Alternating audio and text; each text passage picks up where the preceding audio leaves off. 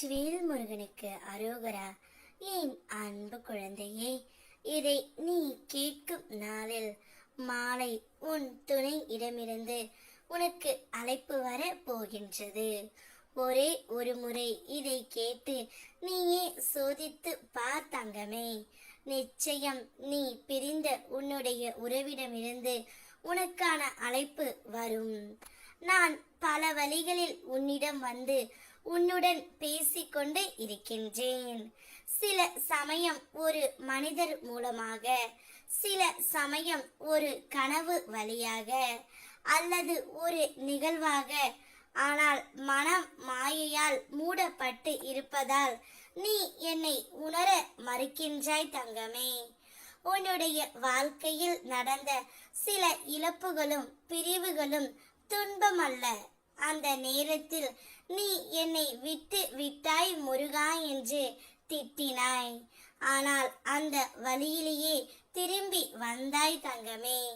இப்போது பார், ஒரு காலத்தில் உன்னை அழ வைத்த அதே சம்பவம் இன்று உன்னை உயர்ந்த இடத்தில் நிறுத்தி இருக்கின்றது. அந்த வேதனைதான் இன்று உன் வலிமை ஆனது. எப்பொழுது மனம் மீண்டும் மாயைக்குள் சிக்குகின்றதோ, ஒரு விளக்கை ஏற்றி வை தங்கமே. அந்த ஒளியிலே என் முகத்தை நினைத்து உன் மனதை திறந்து பேசு. அந்த ஒளி நானாகி உன்னுள் நிம்மதியை ஊற்றுவேன். நம்பிக்கை வை தங்கமே. நீ பேசும் ஒவ்வொரு சொல்லும் என் செவிகளில் விழுகின்றது. நீ சிந்தும் ஒவ்வொரு கண்ணீரும் எனக்கு தரும் காணிக்கை. உன் வேண்டுதல்கள் அனைத்தையும் நான் கேட்டு விட்டேன்.